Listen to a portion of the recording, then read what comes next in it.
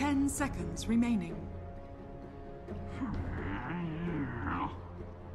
Dire team ban.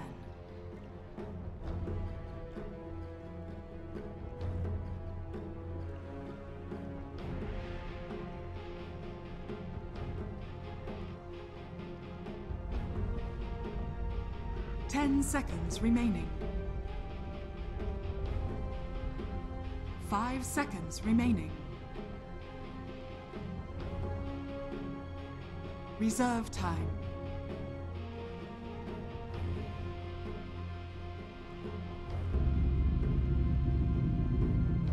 Radiant team pick. Earth Spirit. Dire team pick.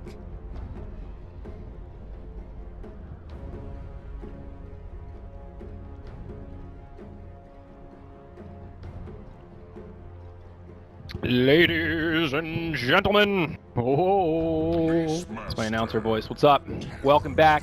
We've got tiebreakers. Woo! This is a tiebreaker for first, and we have 3 teams: Fantastic.Five, Escape Gaming, and of course Secret, who just won that hot game. These 2 teams, or 3 teams rather, are going to be squaring off in a small round robin. First of which will be Fantastic.Five versus Escape Gaming.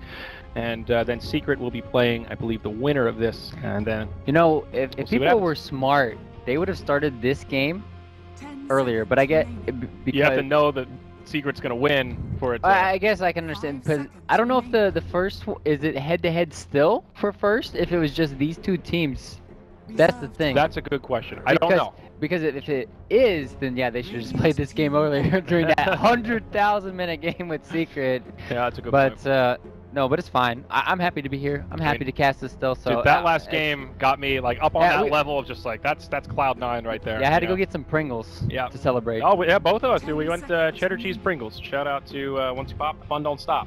Yeah, get that original duck face. Right. So what are we looking at here? Escape versus Fantastic.Five. Both of these teams, I mean, it's not a surprise to see them here. They both look so good throughout this qualifier. Cinderin's team used to be No Diggity, now Escape Gaming. A lot of question marks surrounding this team. And to see them here battling for a spot directly into TI. This isn't even to get to the next phase. This is the battle for who goes to the International. There's so much on the line here. I'm just super stoked about this one. Fantastic.Five, just like both teams from Europe open qualifier in the top 2 right now. Yeah. Oh, or yeah, top 2 out of 3. This is just ridiculous right now. You're right, actually. I mean, Secret, yeah, they're not really an open qualifier team by definition, but Fantastic.Five, another team that no one really expected to do well in this qualifier. There were so many even No Diggity too. Yeah. Like nobody was really thinking that No Diggity is gonna be up there as well. Like maybe middle of the pack as well. So both of these teams are just kudos to them for getting here. Yeah, no doubt. So looking at the drafts, nothing too out of the ordinary from what we're used to seeing here. Beastmaster, Terrorblade, the opener for Fantastic.Five, and the Earth Spirit Timbersaw for Escape Gaming. We saw, well, really, I was going to say we saw them do some work with Earth Spirit, but at this point we've seen pretty much every team do some work with Earth Spirit at some point. He's just a ridiculous hero across the board. Absolutely understood why he's picked up with so much priority, because he just offers so much. Even in those super late games, Magnetize still is good. He still has a silence. He has mobility tools. Good hero. Good hero. Both teams have a very solid opening right now, because Timbersaw can just crap all over Terrorblade and his images. Basically one-shot this hero because he's paper early on. At the other side of the spectrum, though, Fantastic.Five, they have a way to lock down Timbersaw with that Beastmaster Roar, and then if Terrorblade's on the back lines there, then he can just wail into Timbersaw, and the reactive armor won't be enough. Yeah. And looking at bans here, the Dazzle and the Faceless Void taken out by Fantastic.Five. I think both of those make a lot of sense against Escape Gaming.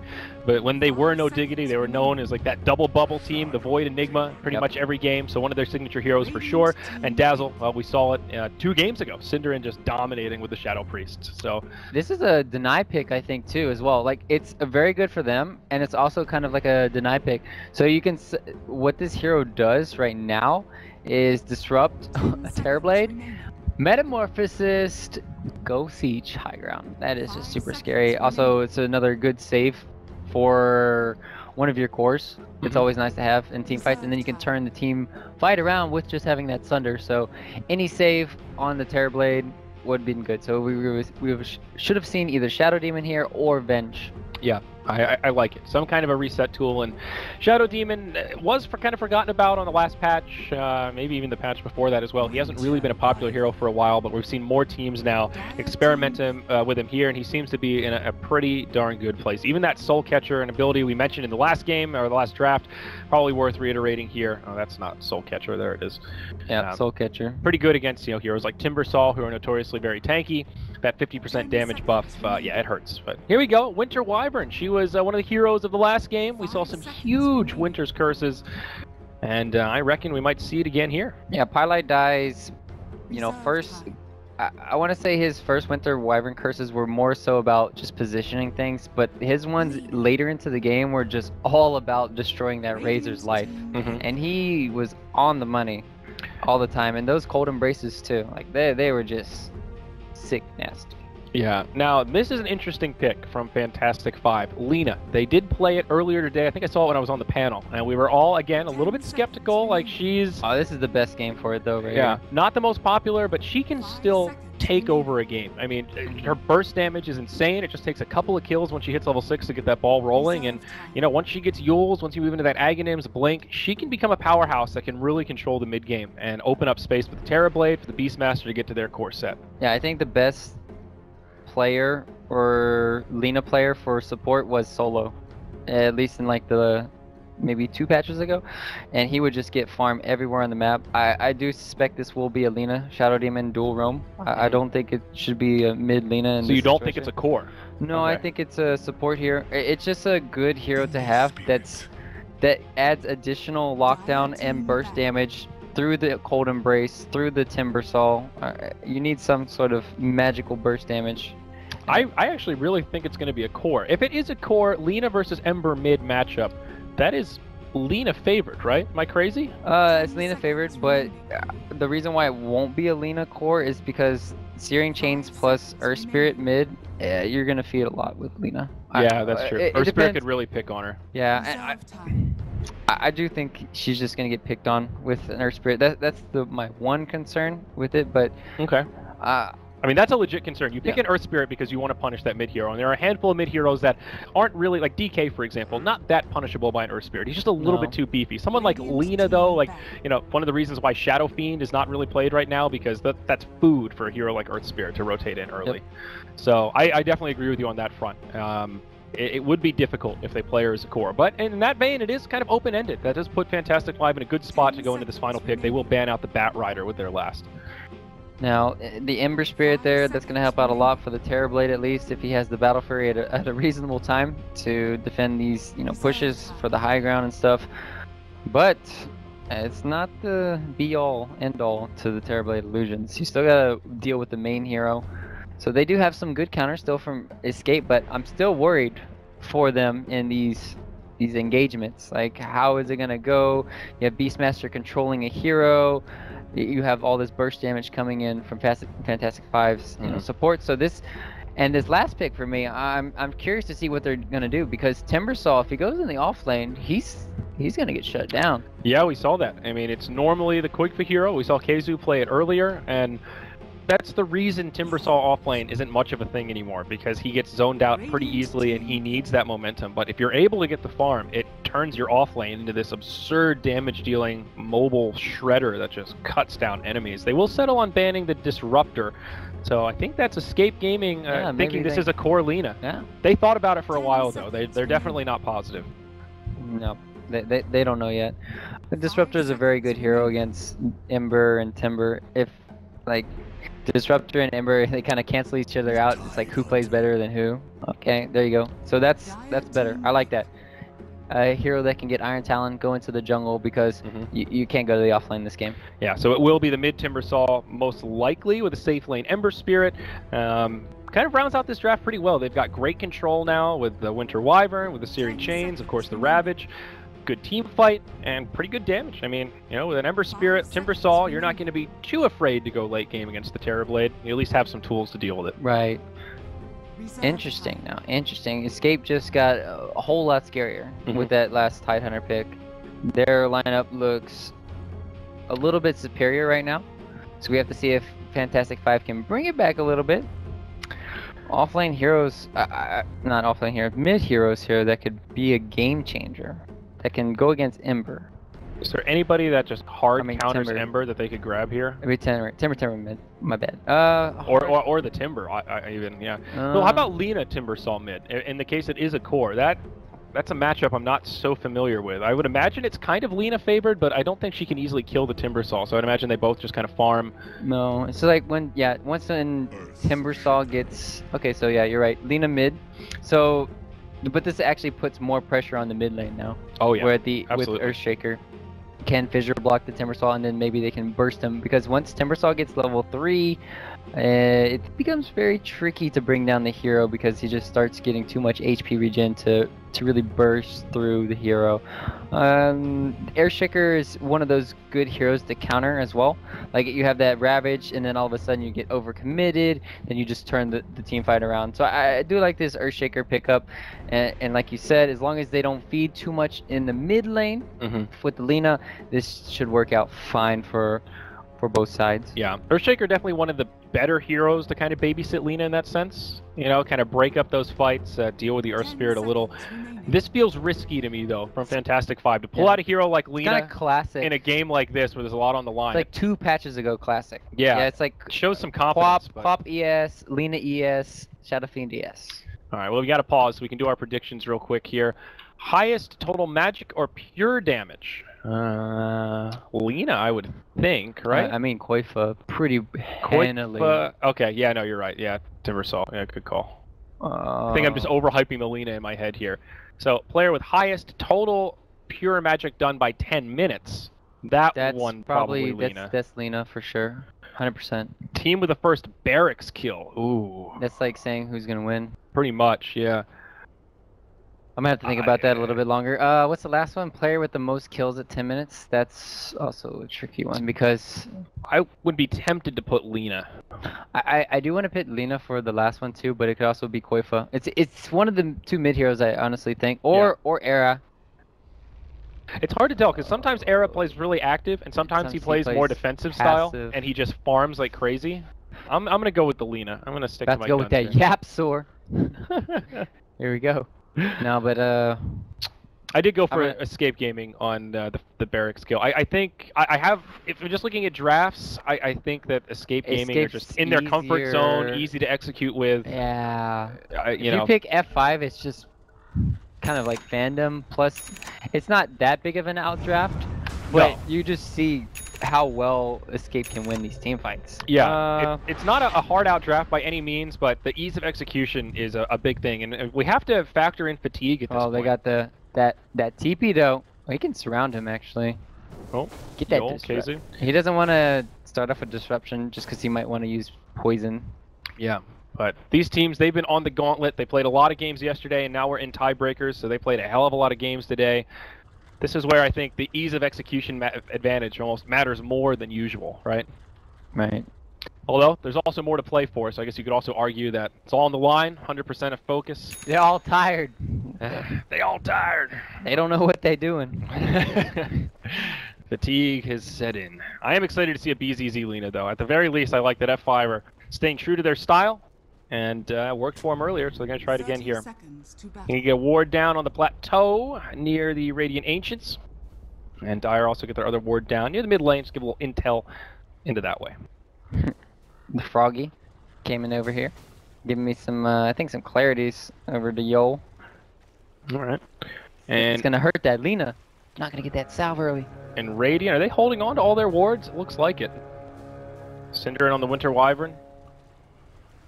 The battle begins. Yeah, they'll get their first one down here to block this camp. I'm going to hang on to the second. They're going to be so next level. Hold on to all those wards. I like that. The 4 wards at nighttime. I don't know. It's not the craziest idea I've ever heard. It is. It's pretty weird, though. All right, Synderen off to an aggressive position here. I think he's going to block out this camp. Does he put down the obs or the sentry, though? They're going to see him over here, so they might be suspicious. He puts it in the tree line, so it is a harder spot to deward, but still very possible. RMN should be pretty suspicious that there's a ward somewhere inbound. So, Lina Ember Spirit is the mid matchup. Yapsor already coming in. It's a safe lane Timbersaw by Qualifier. is a little change of pace based on what we were expecting. And Tide, he's not even going to go to lane. He's just going to go straight jungle with that Iron Talon. Yeah, I think it's just better to put Ember mid. I thought it would be more Ember because of the Searing Chains combo that they can run. I mean, look at this. BZZ, he's feeling the hurt already. Searing Chains connect, and of course, they haven't killed him yet, but this is a lot of pressure on the Lina out of the gate, making sure he knows that it's not going to be a free pass here in this lane. No, they're gonna have to basically have the ES camp mid here in this game if they want to have anything. He can also go back, stack the jungle up, and that'll help Lina catch back up if she is shut down in the mid lane here. Absolutely. And safe lane farm, Illidan on the Terrorblade. I don't know if there's a more fitting player-hero combo than that. Oh, BZZ mid lane, jeez. He's gonna get off a nice LSA though. YapzOr with a nice stun. Era trying to follow up. They can't quite get the first blood. And she will be forced to use that salve before the bottle comes out. Tidehunter dies to a neutral. I would imagine that was intentional. Certainly must have been. He picked up his boots. I hope that was intentional at least. It's fine. Relax, you're doing fine. Yep. Mr. Storm Rage here on the Terrorblade. Oh, battle for the rune. YapzOr goes cruising in. Nah, he'll be okay. Or will he? Jukes wanted the shadow poisons. Era comes over. RMN actually going pretty deep here. Alright. I'm just kind of looking at top lane right now because Illidan popped his Metamorphosis and he pushed the lane, so just wondering what's going to happen now because Kezu did come up to this top lane, so he's going to have a good time of farming now, I feel like, in this off lane. Yeah, Kezu's going to be happy to just get some XP. Now the Earth Spirit suicides into neutrals. This Centaur, man, this is one hero Centaur. He's already killed 2 heroes in 2.5 minutes. Somebody dominate him. Dominate the creeps. The good luck Centaur at this stage. He can make all the plays. Yeah. Pretty quiet opening laning stage here. YapzOr TP's up, misses the boulder in onto Illidan, and they're just going to go blow for blow here. Kezu, level 3, 2 points in the Kraken Shell as RMN now rotates up. Fissure does block things out a little bit. Good luck killing the Tide. He's pretty beefy. And speaking of beefy, Pasha, he's just gone straight jungle as well. Iron Talon, both teams with their off-laner, strength hero, just working on their own farm. It's pretty interesting to see Beastmaster kind of starting in the jungle this time because you're against a Timbersaw. It's like he can't play super aggressive. You can also kite him around with the boar, and you also have the Winter Wyvern. Not the best hero for killing. I guess they do have the Arctic Burn plus the Splinter for the slow. They need to have somebody TP down here though. Yeah, I think who's it gonna be? Armin. One of the things though to remember is that the Beastmaster does jungle a lot faster than the Tidehunter with an Iron Talon. Tide isn't particularly bad, but Beastmaster is like on that next level of how fast he's able to do it with the boars and the change in damage types and all that stuff. So maybe the thought process is, well, if they're going to sacrifice their off lane, we can sacrifice our off lane and we'll farm it more efficiently. So that is a win for us, at least on paper. That's kind of the only way that I can reason it. They're pressuring so hard in this bottom tower.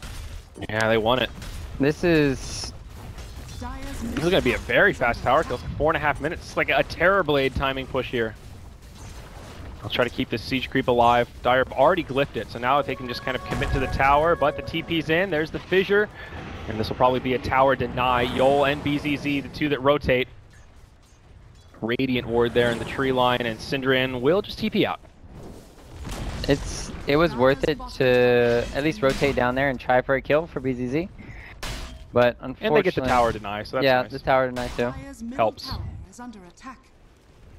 More space for the Ember Spirit. Man, this mid lane is actually a wash right now. They're within 1 or 2 CS of each other. So going pretty well for both sides. Pretty even spread. Now Lina even picks up infused raindrops. All right. It's like the calm before the storm, which is all relaxed here. See what's going on. Everybody's trying to posture themselves around the map, get as much farm as they can right now.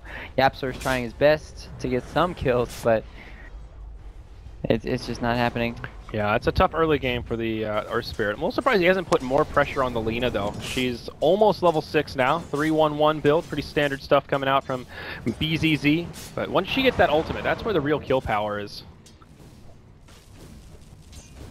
I mean, that's the point where YapzOr mans up on her. If you miss any of those skill shots, she can just turn. If she clips you with an LSA, That full rotation is going to be a free kill for her. Yeah, and if you go in with without Flame Guard on for Era, and then you get fissured to the face, Yeah. it's just That's lights true. out. This is a classic combo right here. The long-range fissure set up for Lina, kind of the poor man's Yule Scepter, I guess, in the early levels. Yep, and all you really need to have is 2 in fissure for that additional 0.25-second stun. Yeah, it's really easy for the Lina to follow up.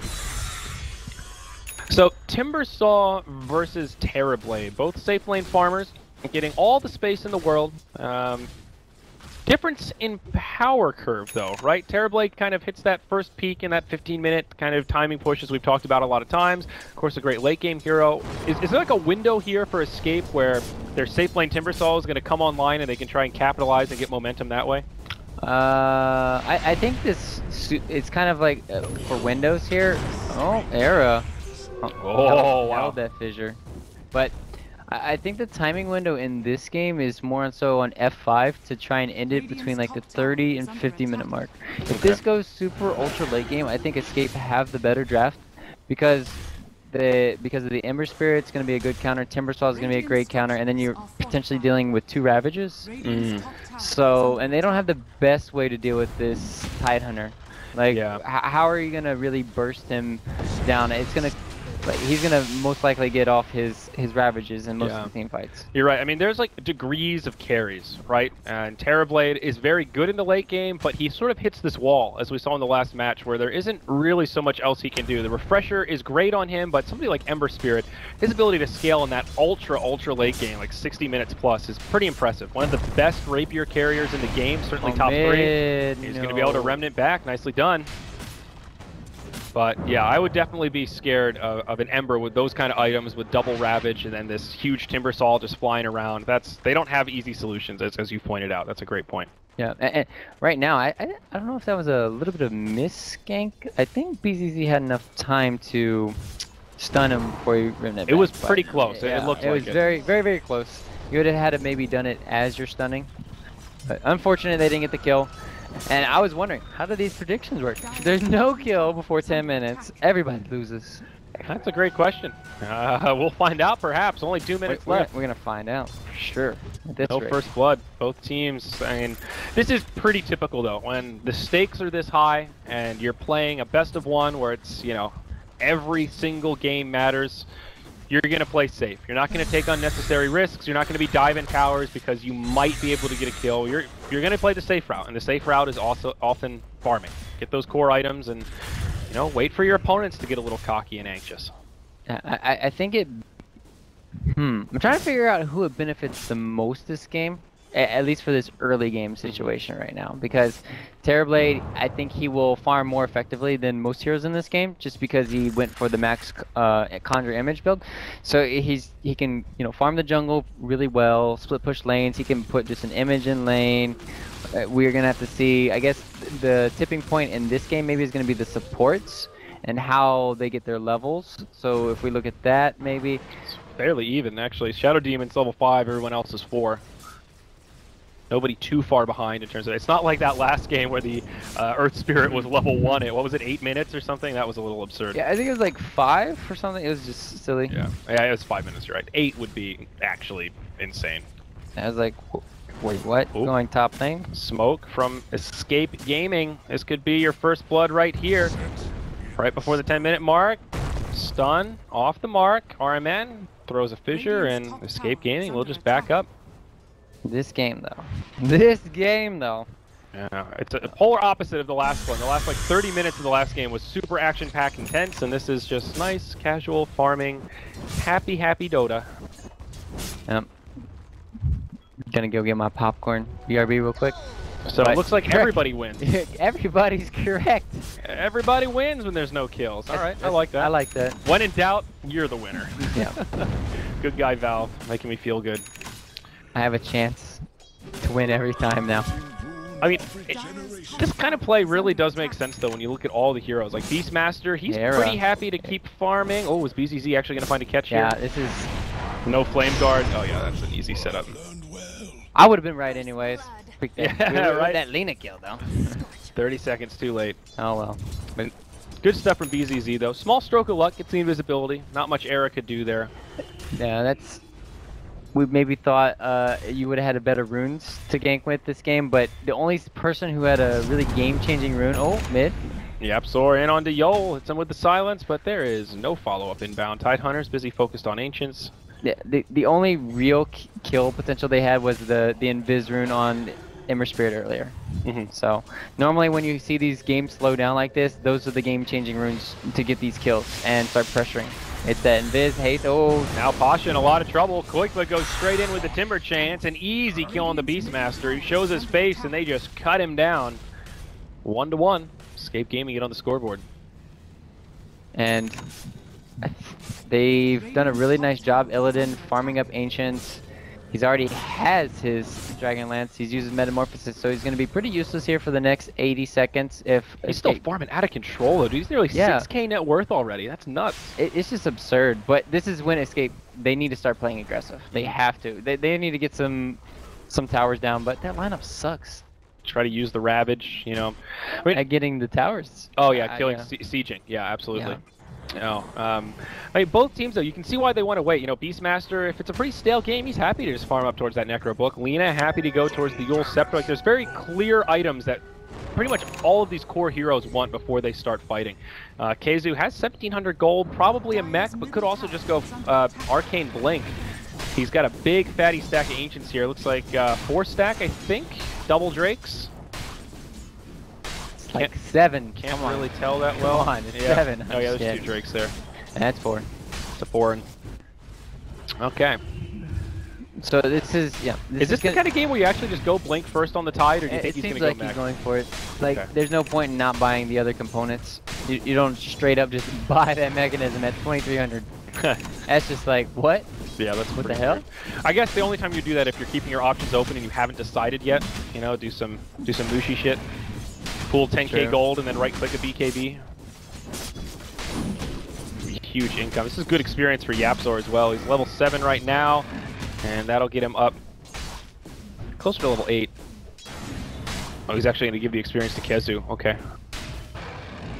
All of a sudden, 2,400 gold on the Tidehunter. Not too bad. Illidan clearing out Ancients, but in a different vein. Yeah, he already did his Ancient stack, so. Yeah. Both teams very efficient in this game. Both happy and content where they're at right now. So this is, it might make for a really slow early game, but it's going to make for a really, really good mid to late game. I mean, we've used the phrase maybe too many times already, but quiet before the storm, I think, very accurately describes the state of this match. 2 kills in 14 minutes. Tier 1 tower down bottom will get killed by the power of the Terror Blade, and mid, there's some pressure on this Tier 1, but Escape Gaming definitely don't have that same level of pushing prowess. Will be a free tower for the Dire uncontested. Yeah, and then meanwhile on top lane, Cinderin getting that damage on that tower though. Look out, that's what pushing Winter Wyvern. I thought dragons were supposed to siege towers. I guess he's just an ice dragon.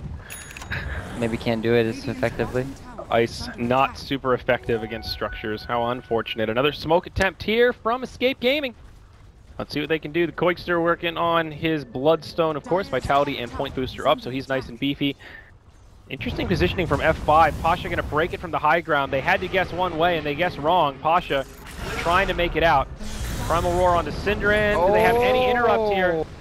Searing Chains fall short. Keizu not going to burn the Ravage for that. Heads up. That was a great way to break that smoke. That's as good as it gets for F5. No, that was amazing for them. They were going to try and invade, kill the Terrorblade, put up some wards, nice deep wards, and that smoke gang break is just so devastating for the vision aspect of this game, more so than the kill. Yeah. Dire with fairly aggressive wards down, though. They've got one on the high ground here, as well as on the other side of the river. So they're like very protective of this mid lane. They're ready to try and catch Escape on one of these rotations. There's the Yule Scepter out on Lina. First big core item for BZZ. Pretty obvious synergy with Lina. Gives you free light strike arrays, and if you catch one of those squishy supports, will often yield you an easy peasy kill.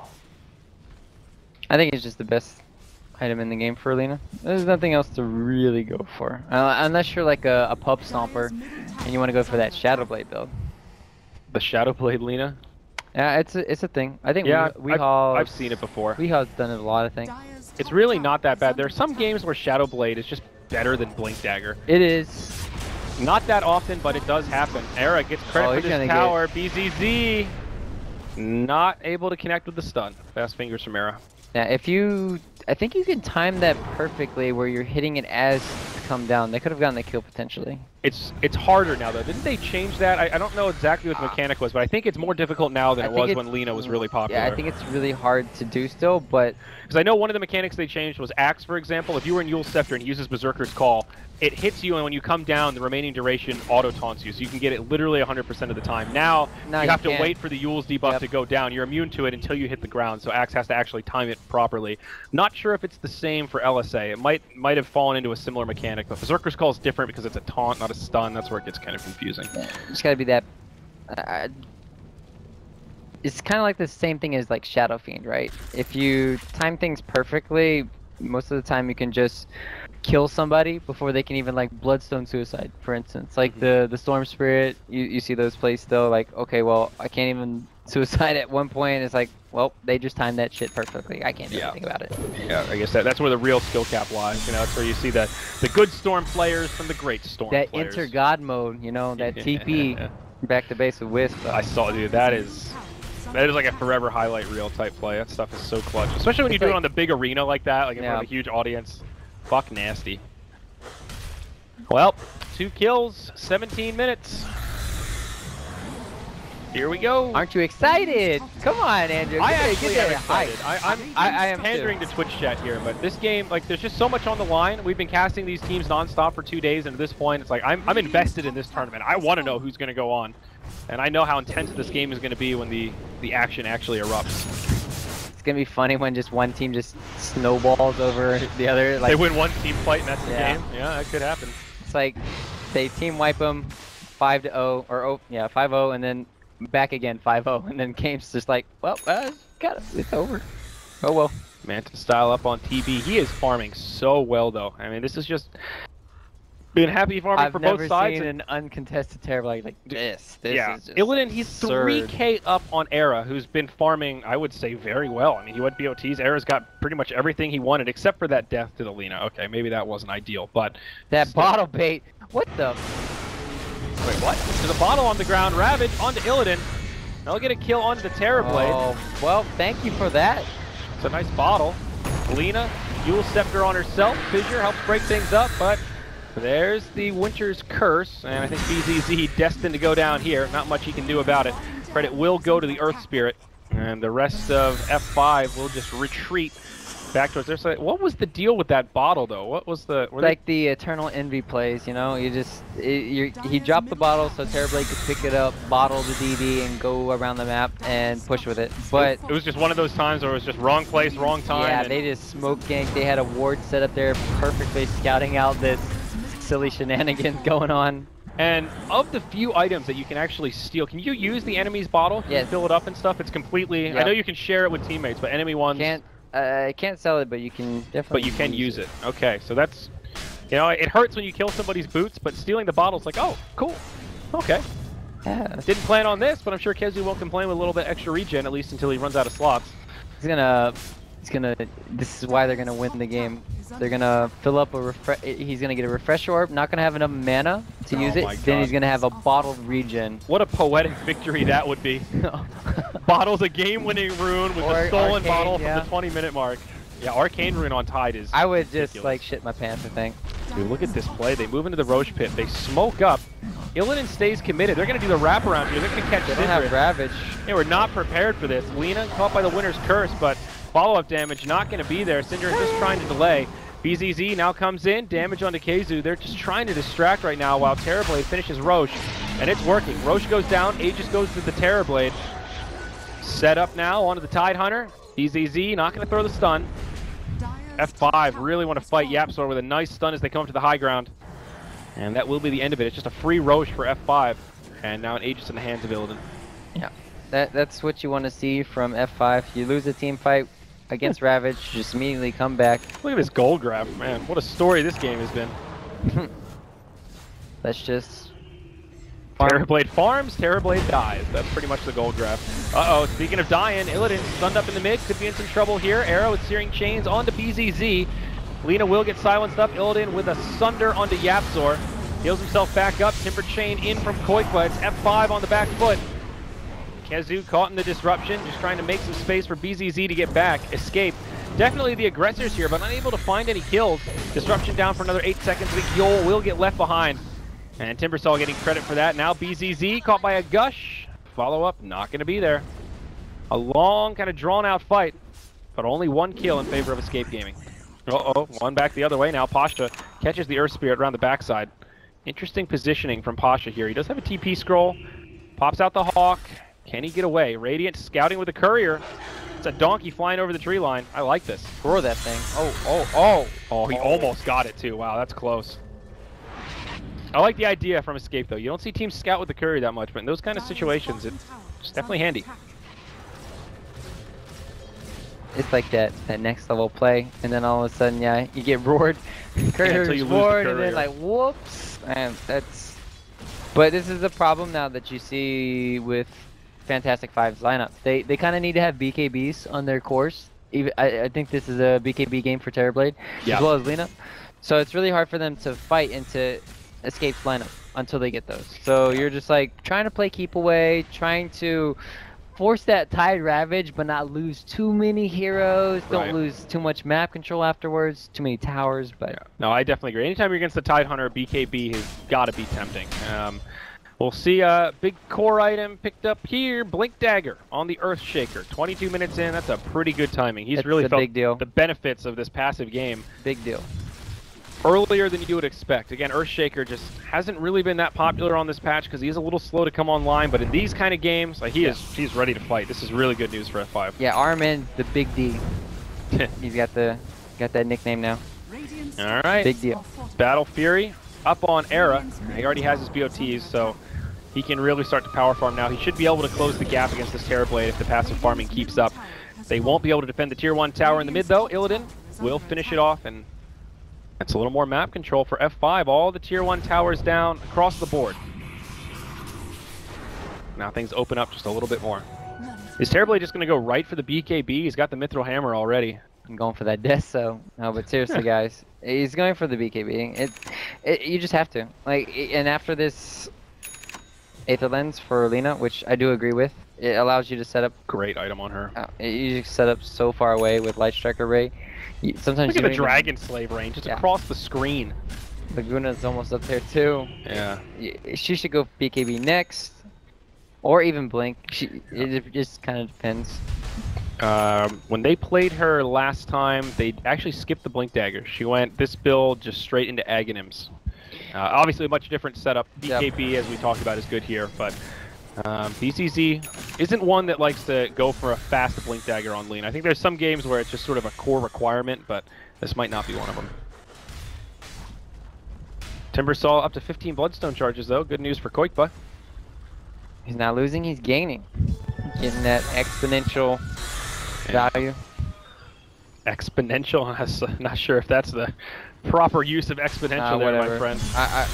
Infinite growth is what I'm trying to get at. Infinite growth. Wow. That's my perpetual my best motion device. Blink Dagger Blitz, up on guys. Pasha. Where's Blitz? Where's Blitz? He knows the words. Yeah, Blitz does know the words. Well said. He does. Blink Dagger on Beastmaster, though. Pasha's really been farming pretty quickly, as you would expect in this kind of passive game. But now that they've got a Blink, F5 have great initiation tools between the Fissure and the Primal Roar. A lot for the Lina to follow up with. Smoke now from F5 into the bottom lane. Exactly where Escape are sitting. BKB just now picked up on an Echo from RMN to set it up. Follow up from Lina. Huge AoE damage. Koikba dies first. The Bloodstone heals up Yapzor, but still it's a great start for F5. Pasha takes the ult from the Cinderin Wyvern. Will be enough to secure the kill, but Big Bad Illidan's here. The Ravage from Kezu not going to be enough. The BKB keeps him safe. Cold Embrace will reset for Kezu, but now the stun from Lina. It's an easy setup. F5 looking like they were going to take this fight, but Timbersaw's already come back thanks to those Bloodstone charges. Cinderin limps away on just a sliver of HP, and now F5 are going to be forced to back up. 2 for 2. Fairly even exchange. Illidan the big breadwinner on that one, though, for sure. Yep. Oh, are we going to see more? Yeah, Koikba goes in. He finishes off the Lina. It's a nice catch there. Really saw the power of the 15 bloodstone charges there, though. That fast respawn. It felt like a buyback. They're going to catch Yol as well, and F5 just lingering around way too long. Escape Gaming punishing this hard. Illidan now loses his Metamorphosis. BKB on cooldown for another 20 seconds.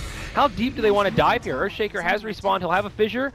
Era pretty low on HP. Fissure will block him out. They might be able to turn this, but no, YapzOr's here. They bait in Illidan, and it will cost him his life. Oh, his insolence will be punished. Escape Gaming. What started as an even fight ends up going way in their favor, and it's actually a full team wipe in the end. Qualifier though. They have Roar, but they don't have the Necro books. RMN so low. YapzOr trying to boulder forward. They should be able to get him. No, he blinks back to the high ground. YapzOr out of mana. Primal Roar will slow him down. Qualifier chops him down with the Chakram. Escape still getting so much more out of this. We knew it would be explosive, but that was the fight that has really set the tone for the rest of this big game now. And that graph showing us the biggest lead we've seen yet this game, nearly 4K net worth in favor of the Synderen squad. Escape Gaming. Yeah, they just got all those Bloodstone charges back too. One by one, F5 just fighting the dust. Right back to 15. My God. That's unfortunate. That's like some pub not level plays, but they were just all trying to scramble to retreat, but they just couldn't retreat. It was just really good. Chase potential coming in from Escape, and they found out all the right targets. It seemed like they could have gotten away if they had made the call to say, okay guys, fight's over, everybody get back to the base. And they kind of took their time, they lingered a little bit, they spread out, and then one by one they fell. The real turning though was that bait. The Fissure made it seem like, oh, we can get the kill here, and then Illidan. Yeah, that extra kill on the TB.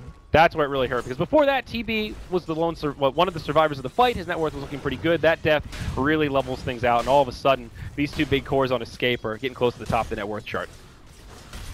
And this is just looking really good. There's, like you said, they're closing the gap on the Terrorblade, in which case he was just like skyrocketing above everyone. And the Lina and the Beastmaster just can't really keep up. These are like killing heroes. They need to get these kills, but...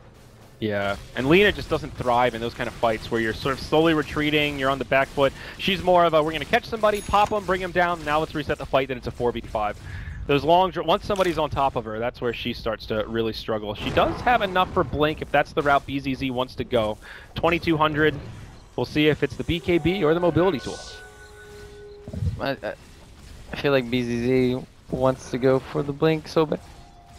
And then he'll probably go BKB. Guardian Greaves up on Kezu, still continuing to farm quite nicely. 5 Blink Daggers on Escape Gaming right now. 28 minutes, every single hero with a Blink, and 2 heroes with BOTs. I mean, we were talking about Secret's mobility last game. This is a pretty close second, at least for 28 minutes. Oh, that's actually better right now. I'm trying to figure out, well, they did have a lot of Force Staffs last game, but and the Hurricane Pike early, on DK. Yeah, this early, though, is just pretty absurd. Even to see it like on Synderen already, it's pretty high prioritization. Normally you want to go for that Glimmer Cape, but he just prioritizes that extra mobility factor. Yeah, the initiation tools, counter initiation tools, maybe even more so in this game. Even the Ember Spirit, you see him get Blink occasionally, but not the most standard item. Yeah, they just want to make sure that when the Ravage goes off, they're all there, ready to kill whoever they need to, because that's the point of Escape. They need to burst whoever it is they Ravage. Yeah. Else the Shadow Demon's just gonna have a return play with the disruption. Yeah, no doubt. Pasha now just moving into the Vlad's offering. Pretty standard kit on the Beastmaster. And what does Illidan look for next? He's got about 3,000 gold. BKB was the last item he picked up after the Manta Dragonlance. Still on a 9-second charge. Has F5 smoke up in the mid. Look for an opportunity to pick up a gank hero. Take a look at Dire Vision. They don't have much. They are completely blind right now. They don't have a single ward down on the map. Radiant, they don't have too much vision either, but they know there's a lot of heroes missing, and they seem somewhat suspicious based on their posture behind that tier 2 tower. Yeah, it's pretty obvious smoke gank. They're going to be, however, stealing a little bit of the ancient stacks here. No. Oh. Uh-oh. He baited me in the ancient stack, but here the Echo Slam from RMN. It's a good setup. Qualifier takes a lot of damage, but now Kezu counter-initiates with the Ravage. Pasha off to the side, takes the winner's curse. F5 trying to continue pursuing this fight. The BKB gets popped by Illidan. Nice stun from BZZ, sets up the kill on 2. Kezu, as well as Synderen, bite the bullet and end up in the grave. Now YapzOr reinitiates, beautiful stun on 2. Disruption, buys some time for the Terrorblade, but he can't get off the Sunder. It's Qualifier that gets the kill. Will cost him his life. Still a good fight for F5, but the Magnetize doing huge damage on the way out. Era catches 2 with the Searing Chains, and all of a sudden it's Escape, saying there will be no retreat for you, F5. BZZ, the one that survives, he TP's home. They saw it as the Remnant flew overhead, but he is long gone. He gets back and says, yep, I'm going to BKB. Yeah, talked about it earlier. It's just... Look at that. Really 4 good for half. 1, though. Oh. This is the situation. Wait, no, there's 2. What is with this team fight recap? It Are you should be kidding 4 me? for 3. 4 for 3. Yeah, it's 4 for 3. God damn it. Why do I read this thing? It's useless. Like, seriously, what is that? More useless than our... Oh, boy. I'm not gonna say it. Our cast, Gappo. This is so good now. So good for Escape. I can't believe they managed to turn these team fights around. It's just the Echo Slam, it was nice setup, right? But where was the follow-up? Yeah. It was like, okay, it's like, you see this like 5-man black hole, and you're like, oh my god, I have to do it. I have to do it. And then like, wait, where's my team? Yeah. And there's our instant, well, actually we get to see that instant replay there. Yeah. That's on the... On BTS1. BZZ, oh no, he's gonna get caught by Koikba. Does about half damage, and now the cavalry arrives. Follow-up stun from Yapzor. Era's there with Searing Chains, and no way the Lina Inverse will survive that one. Surprised didn't pop BKB and try to run away, but... You think so? Would it have been worth the 10-second charge there? Yeah, I think so. Okay. Feeding over that Bloodstone charge. Not worth. Not worth. The Bloodstone charge, and honestly, like, this was kind of the fear when I said I think this is a core Lina in the draft, that kind of this would happen. She is lowest of the cores right now on net worth. Her tempo is effectively controlled. That's why I wanted her as a support. Yeah. But... I mean, can you recover at this point as a Lina? I feel like this game just gets harder for her the longer it goes on. I think she's still in a good situation, because at least Lina is one of those heroes that can flash farm. Like, you can still push out lanes effectively. That's true. And you can still get the pure damage Ags, you can still get like Refresher, Sheepstick, so you can still provide a lot in the later portion of the game. And as long as you have this BKB, you're happy with the situation at least. All right, I can see that. Wow, full Daedalus up on Era. He went from mobility to big damage in a pretty short amount of time. They've got problems. Hello, Pasha, farming an enemy jungle. They're gonna punish this one. Easy kill there, no problem. Yapzor will get credit for that. Dominating streak on him. And they might even get a couple Necro units here as well. Nope, just gonna let it walk away. Alright, Era sees it now. That's free money, dude. And save your ward. There you go. Value kill right there. Value. Yeah, you saved the ward and got all that yummy money. I think Era should be pretty happy with that. I mean, look at how much has changed since he picked up the Battle Fury, though. He's now only 100 net worth behind the Terrorblade. He was like 3,000 behind 15 minutes ago. I mean, the team fights help, obviously, but still. Yeah, come on, Andrew. Come on, be realistic here. He's not that good. But yeah, he actually is. Era's actually a monster. Oh god, yeah. He's consistently been, like, when you look at tournaments that he plays in, consistently one of the highest KDA heroes. Yep. Or players, rather.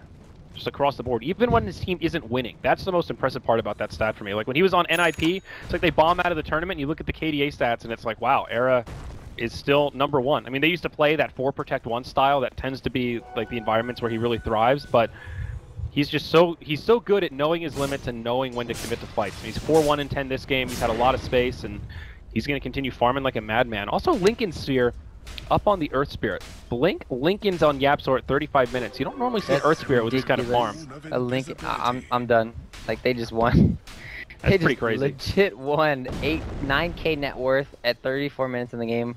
That is no joke. Yeah. Like, you just give this man MVP right now or something. I don't know. But at the other side of things, like you're talking about, Era's just set up to thrive in this game because of like the heroes he's going in. Oh, Rower. Beastmaster connects onto Cinderin. It's a big smoke rotation though. That's all 5 of F5. But Roche is up. That's why they did it. Yeah. Can Escape still contest this without the Winter Wyvern, or do they just completely let it go? Maybe they split push instead? They might want to play. Oh, Courier Snipe. They have a ward up on the high ground, so now they see that they're in the Roche pit. They have visual confirmation. Roche not really falling that fast. They have no minus armor here, so they can't just flash down the Roshan. They are going to start to contest. Koikba with the Shiva's guard. It helps break things up, and I think they just want to delay until the Winter Wyvern comes up. Illidan also completed his Scotty right before this fight broke out. Escape successfully pull them out of the pit, and honestly, I think that's all they wanted to do. Man, if they didn't have that Lincolns either, like, the Qualifier could not just play as aggressive as he did. Yeah, Yol kicked back, force stab the other way. Era on the high ground, just distracting FN or F5, and forcing them to put their focus in two different locations. Again, knowing his limits quite well and forcing them back. Cinderin's now respawned, and it's a 5v5 around the Roche pit with Roche at about 50% HP. Now Escape thinking about stealing it for themselves. That is a dire hawk up there on the high ground, so they will have vision of all. This is dire vision we're looking at here. They know exactly what's going on. Shadow Demon starting to stack up some poison. The vision advantage is pretty significant. Radiant, this is what they're seeing right now. It's not a hell of a lot. Koikba blinks in blind. Doesn't see anything. And they do catch a Terrorblade illusion. Not quite what they were hoping for. This is really good of the Shadow Demon to poison there on the Roche pit and then to back out. I still do think Escape are gonna get this Roche because of the metamorphosis, as we talked about. Like, it's on cooldown. There's not much they can really do to contest, but I guess they could technically contest if they get a huge Echo Slam. Quite possibly. Roche still pretty healthy. Both teams actually pretty awful at killing Roche at this stage of the game. There's absolutely no minus armor, no medallions, nothing like that. Escape Gaming just say, you know what, we don't really want to do this. We just wanted to stop them from doing it. We're just going to split push you in the top lane, and then we're going to go back with Era to the Roche pit. Yeah, they're really abusing the power of the Ember Spirit quite well here. Era going to force them back. He could solo kill the Earthshaker too if he's not careful. Now more reinforcements on the way. And there you go, ping pong. Got visual confirmation that Earthshaker was back, and they're going to go back into the pit. But there's still a tier 2 mid. Earthshaker just TPs back into it. Though Koikba picks up the Aghanim Scepter right as this fight's breaking out. Huge damage boost on the Timbersaw now with that second ultimate. Dire Vision. Shadow Demon is such a good hero at this stage. Like, he is giving them so much intel. They also have the Hawk too, and they keep killing it though, but still they're forcing Escape to commit for it. I mean, up top, Era at it again. Double courier kill. I mean, not courier, Hawk. Yeah. I mean, Era knows that they can only do this kind of strat so many times where the Earthshaker has to burn a TP to get back into the fight. There's a good idea to keep putting that pressure on. Keizu on the backside to be the one that gets initiated on. They don't want to commit. This is one awkward stalemate here, Alan. I don't even know what I'm watching right now. This is definitely Dota, but it's like defense of the Roshan right now. Yeah, it really is. For sure. The funny part is, it doesn't really feel like either team really wants Roche. It's like they're just baiting the other team to go into Roche. Yeah, exactly. It's all about that choke point right now. I mean, look at all the wards on this high ground here. It's a battle for vision. This is Dire that we're looking at, and this is Radiant. Still, it's F5 with a pretty big vision advantage. Koikba trying to use that Shiva's. Kezu with the Lincoln Spear will hop up and finish off that ward. Now they maintain vision control. This could be the opening for Escape. Come on, Zoyer, just pause the game and tell them to go. Literally. Somebody go. This is a wild song and dance here. Kezu. I mean, they're just like, I don't even know how to describe. Oh, there we go. Maybe the catch on Yol, but it's Shadow Demon. He's got a force staff. Scoots away. Was probably looking for the high ground there, but doesn't quite get it. Era gets it though. He gets a crit on that sleight of fist, and finally they get a pick off, and now Escape will move into the Roche pit. That's a very, very, very big kill. Well, kind of a lucky crit too. Roshan still pretty healthy. Yapzor goes cruising in. He catches BZZ, drops the Magnetize, follow-up Ravage on 2. They might be able to get this kill on Lina, but Cinderin takes the Primal Roar. BKB used by Illidan, trying to defend BZZ. BZZ dies immediately after using the BKB. Illidan has expired now. Keizu trying to solo him up on the high ground. Now Koikba is going in onto Pasha without a Primal Roar. Only so much he can do. The snowball is just tickling Keizu. That is not the target. It's a disaster for Fantastic.Five. Their whole team goes down except for that of the Terrorblade. From bad to worse after losing the Shadow Demon, now Escape will finally claim the Roshan for themselves. It's just very hard for them to even try and contest when they lose their vision game like that. When you lose a Shadow Demon, you just have to concede. And it was a really nice play from Yapzor, making a case for an amazing Earth Spirit player. Just constantly controlling the ebb and flow of this game. Escaper, way more ahead than it feels like. 14k net worth, like 25k experience. That is absurd. It feels like, you know, plus or minus maybe 5k on either of those top graphs. heavy in that Terrorblade. Yeah, whereas everybody else is just getting so. I don't know how Yapsor has like 11k net worth right now. He's on par with the Beastmaster, who was just Iron Talon jungling the entire game. So impressive. 6, 2, and 9. Did he kill Terrorblade like those 6 times? What is this? He did kill the Beastmaster in that last fight. That helps. And Aegis goes to Era. That was also just a sick Ravage from Keizu. He used it at pretty much the ideal time. Terrorblade was BKB'd, but as soon as they saw that opening, like I think we caught the Lina. That was the beginning of the end. Lina also used the BKB before she died, so that was the 10-second charge. Essentially wasted. Didn't really get much value out of it. Yeah, almost able to survive, but not quite able to. Almost solos RMN. Good defensive disruption there. He actually gets him with the sleight of fist. Oh, Era, you crazy devil. He does have the Aegis of the Immortal, and with the Blink Dagger, he's super mobile. He gets a kill. It's 1v5. He's literally kiting the entire team right now, and he's going to be the one that comes out with a kill. Yeah, they just don't have anything to really stop this Ember Spirit in this game.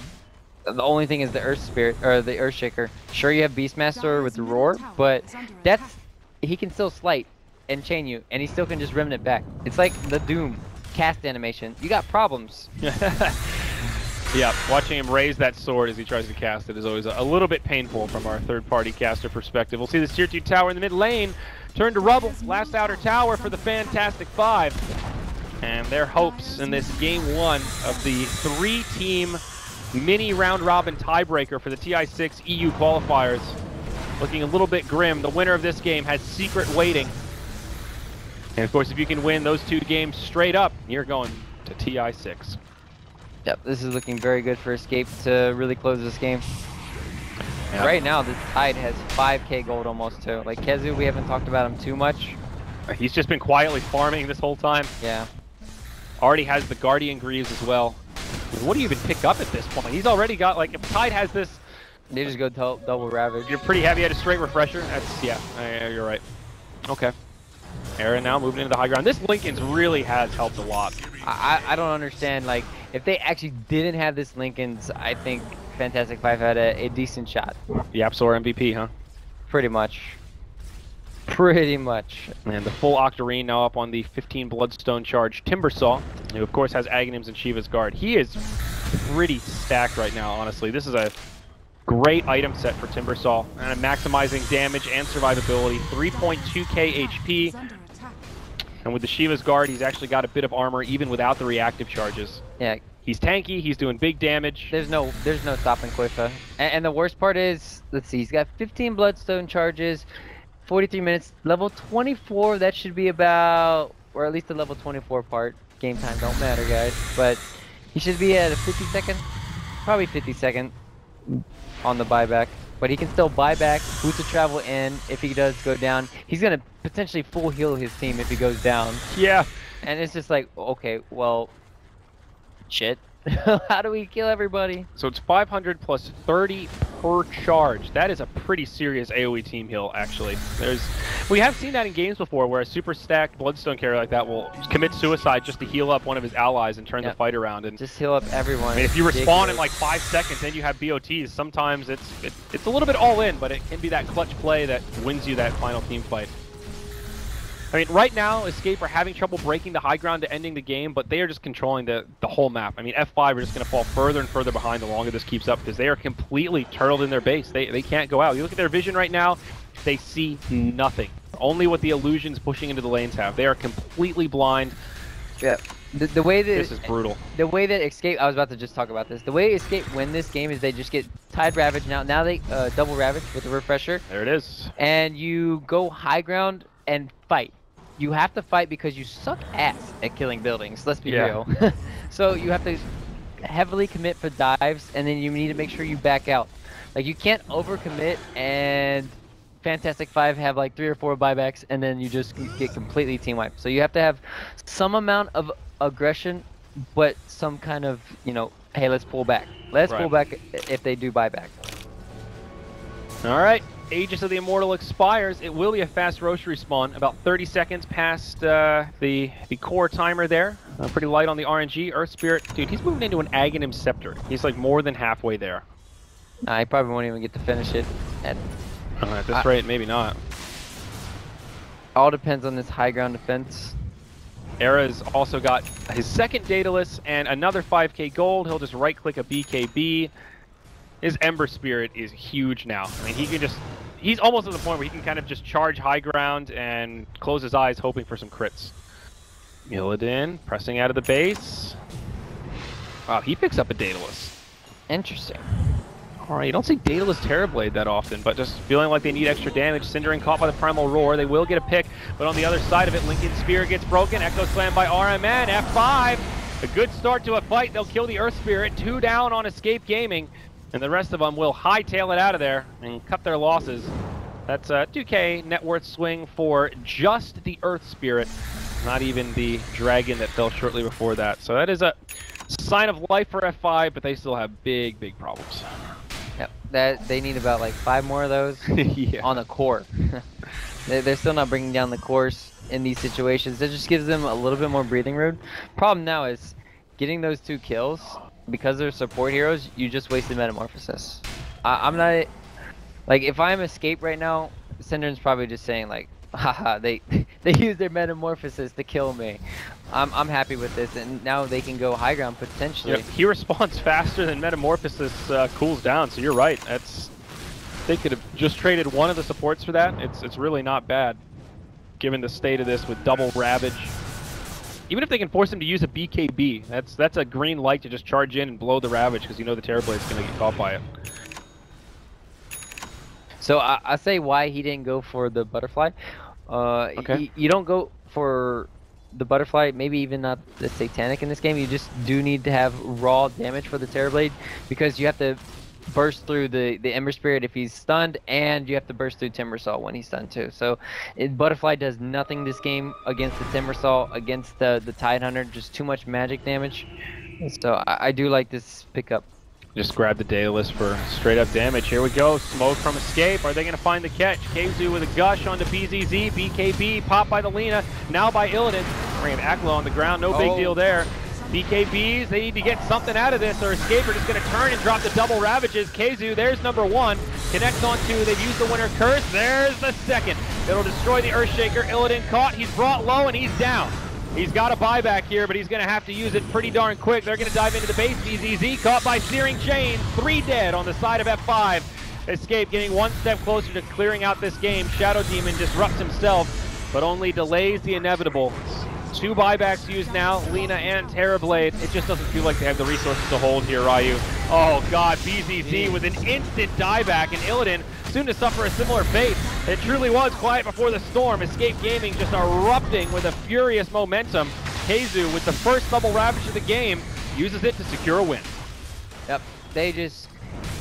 The draft was favoring Escape Gaming ever since the beginning of this, but it just still came down to play. And when push comes to shove, when both teams are getting what they want, they're both farming for 15 minutes. You know it's going to be a complete bloodbath in this mid-game. And that was just some excellent execution coming from Escape here. Man, every time I say Escape, I just want to say no diggity. Honestly. Yeah, old habits die hard, man. They really do. Please, Cinder. Well,